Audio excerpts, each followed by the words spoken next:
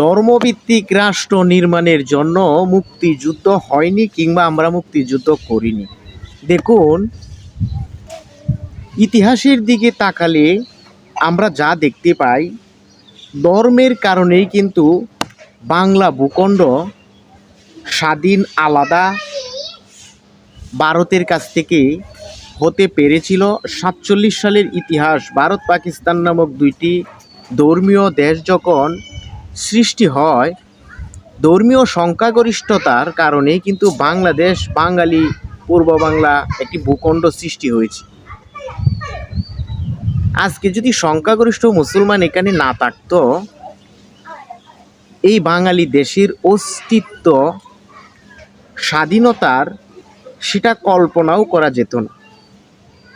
47 সালে ধর্মের ভিত্তিতেই বাংলার ভূখণ্ড, পূর্ব পাকিস্তান, পরবর্তীতে কিন্তু স্বাধীনতা। সুতরাং আপনি 71কে স্মরণ করবেন, 47কে স্মরণ করবেন না। 47 তো আমাদের গোড়া, 47 তো বাংলাদেশের একটা ভিত্তি।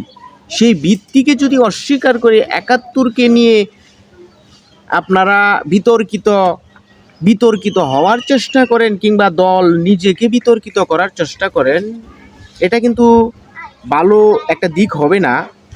কারণ 47 আমাদের ভিত্তি, 71 আমাদের অহংকার, 71 আমাদের গর্ব, 71 আমাদের স্বাধীন সার্বভৌম একটি রাষ্ট্রের স্বীকৃতি, গৌরব।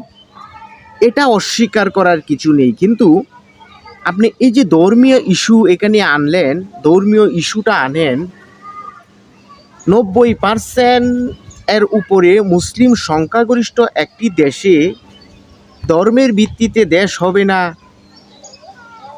এই প্রশ্ন তোলাটা নেহাত বোকামি ছাড়া আর কিছুই নয় বলে অন্তত আমার কাছে মনে হয়।